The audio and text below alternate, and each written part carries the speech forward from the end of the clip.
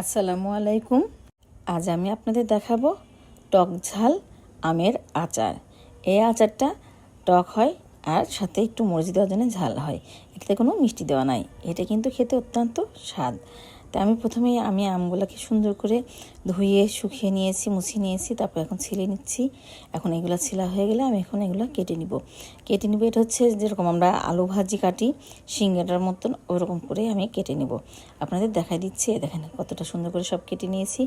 এই গাবলাটা একটু হবে না, তাই আমি বড় গাবলা নিলাম। এর মধ্যে একটু মরিচের গুঁড়া দিলাম, একটু হলুদের গুঁড়া দিলাম, আর একটু দিলাম লবণ দিলাম এখানে 1 চা চামচের একটু বেশি। আপনাদের পরিমাণ মতো আপনারা দিবেন। তো এখন আমি ঝাঁকায় মিলাই নিচ্ছি। এটা কিন্তু হাত দিয়ে নাড়তে যাবেন না, তাহলে লবণ আছে হাত দিয়ে পানি কেটে যাবে। এরকম ঝাঁকায় একটু মিলাই নিয়ে আপনি এখানে একটা কুলার উপর কাগজ বিছায় মেলে দিচ্ছি। কাগজটা দেওয়ারই কারণ ওটার থেকে রস বের হলে তখন কাগজটা চুষে নেবে। দেখেন আমি ফুল একদিন রোদে দিয়েছি। আজকে রোদে দিয়ে কালকে নামাইছি, তারপর আপনাদের দেখাই দিলাম। এখন আমি কড়াইতে এখানে 2 চা চামচ পাঁচফোড়ন দিলাম। পাঁচফোড়নটা হালকা একটু তেলে নিয়ে মোচমোচা করে নিচ্ছি। যখন এটা হালকা মুচমুচে হয়ে ভাজা হয়ে যাবে, তখন এটা আমি নামায় রেখে দিলাম। আর এদিকে আমি আরেকটা প্লেটে নিলাম 3টা শুকনো মরিচ, তারপর একটু পাঁচফোড়ন, 1 চা চামচ একটু হলুদের গুঁড়া, একটু ধনিয়ার গুঁড়া, একটু জিরার গুঁড়া, আর নিলাম মরিচের গুঁড়া। আপনার আচার হিসাবে আপনি পরিমাণ মতো নেবেন। দেখেন এটা এখন ঠান্ডা হয়ে গেছে। এখন এটা আমি ব্লেন্ডার জারে নিয়ে নিচ্ছি। নিয়ে এটাকেও আমি গুঁড়ো করে নিব ব্লেন্ডারে। তাই আমি আপনাদের গুঁড়া করে আনতেছি। দেখেন গুঁড়াটা হয়ে গেছে। এরকম মিহি গুঁড়া হলেই হয়ে যাবে। আর আমি এদিকে আচারটা তেলে দেওয়ার জন্য একটা কড়াই বসিয়ে দিয়েছি এবং তার মধ্যে আমি সরষের তেল নিয়ে নিচ্ছি।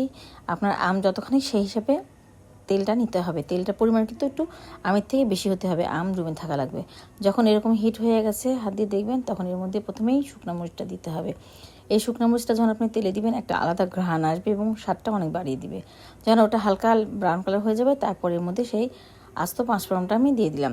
তারপর যখন ওটা একটু হয়ে যাবে, দেখবেন একটা শব্দ হবে, তখনই বুঝবেন হয়ে গেছে। তারপরে এখানে সব গুঁড়া মশলাগুলো একসাথে দিয়ে দিলাম। দিয়ে খুব বেশিক্ষণ রাখবেন না, তাহলে কিন্তু পুড়ে যাবে।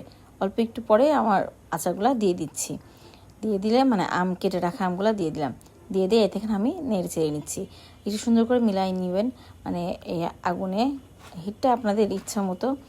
এটা যখন একটু ফুটে উঠতেছে, খুব বেশিক্ষণ না কিন্তু, তারপরে এই যে দিয়ে দিবেন সেই পাঁচফোড়ন ভেজে রাখছিলাম সেই গুঁড়াটা।